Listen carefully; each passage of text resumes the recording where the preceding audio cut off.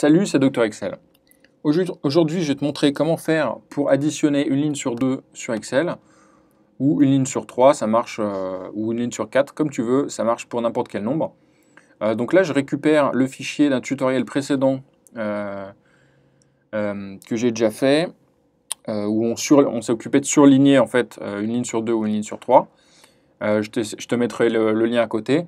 Et n'oublie pas, tu auras le fichier final en fait, pour le tutoriel sur le lien qui sera en dessous de la vidéo. Tu pourras le télécharger. Allez, on commence. Alors, ici, j'ai mes données et je veux sommer une ligne sur 2, par exemple. On va commencer avec 2. Ici, j'ai commencé par faire un compteur. On l'a fait dans le tutoriel d'avant. En fait, ce qu'il fait, c'est que ce compteur, il alterne, il met 0, 1, 0, 1 quand on a une ligne sur 2. Il va nous mettre 0 à chaque fois qu'on doit utiliser la valeur. À chaque fois qu'on va donc dans ce tutoriel, à chaque fois qu'on veut la sommer. Comment ça fonctionne? On prend le numéro de ligne, donc avec la fonction ligne, et ensuite on utilise la fonction mode pour diviser, pour faire la division euclidienne par le nombre de lignes sur lesquelles on veut alterner. Donc ici on veut alterner une ligne sur 2. Donc en faisant cette division euclidienne, on aura des résultats entre 0 et 1 en alternant. Donc ça c'est pour la justification de ce compteur. Donc maintenant comment faire pour sommer toutes les valeurs où on a un 0. Alors pour ça on va utiliser une formule somme et on va se baser sur nos plages de données. Alors, à chaque fois, je vais prendre la valeur dans mes données et je vais, à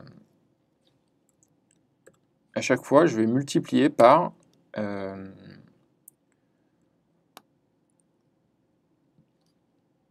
vais calculer est-ce que le chiffre qui est dans la colonne C, il est égal à 0. Donc si c'est vrai, à ce moment-là, je vais utiliser la valeur qui est dans la colonne B, et je vais l'inclure dans ma somme. Si c'est faux, à ce moment-là, eh bien, la multiplication sera par 0, et je ne prendrai pas en compte ce nombre dans ma somme. Donc en rentrant cette formule, je vais sommer uniquement les valeurs pour lesquelles eh bien, les valeurs de la colonne C sont égales à 0. Alors, si je valide cette formule normalement, ça me donne 22, ce qui est faux, bien sûr. Pourquoi? Parce que 22, en fait, c'est juste ce nombre-là. Ce qui est important ici, c'est une formule matricielle. Pourquoi? Parce qu'elle fait intervenir des matrices de nombres. Donc pour la valider, je dois faire commande Shift Entrée ou CTRL Shift Entrée, selon que tu es sur Mac ou sur Windows. Pour être sûr de l'avoir bien entré, c'est facile, tu vas avoir des crochets en fait autour de la formule. Dans la barre de formule en haut, tu dois avoir des crochets. Donc ça, c'est pas des caractères que tu rajoutes à la main. Ils vont se rajouter automatiquement quand tu as rentré la formule matricielle. Et à ce moment-là, mais la formule c'est plus 22, c'est 255. Et c'est bien la somme, enfin c'est bien la somme, on va vérifier, c'est bien la somme de tous ces nombres-là. Voilà. Et puis, maintenant on peut faire une ligne sur 3 par exemple, et ça se met à jour automatiquement. 115, et je vérifie bien en bas, la somme c'est 115, ça a l'air de marcher. Donc ça nous permet de sommer une ligne sur 2 ou une ligne sur 3.